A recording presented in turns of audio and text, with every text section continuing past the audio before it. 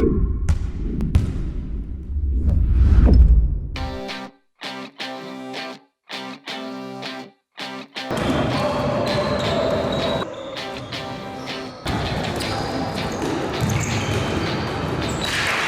savaitę pavasario čempionate susitiko Roko Kasparavičiaus ir Mindaugo Grabio ekipos rungtyniaujančios 95, 96 ir vyresnių amžiaus grupėje.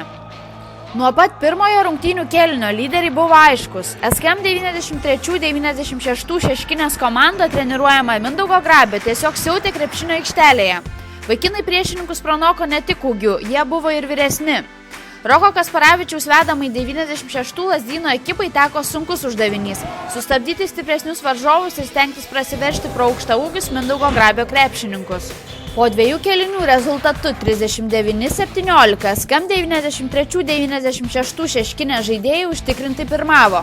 Nepaisant to, Roko Kasparavičiaus Lazdyno komandos žaidėjas Evaldas Prokofsevas sugebėjo pataikyti ne vieną taiklų tolimą metimą ir pelnyti taškus.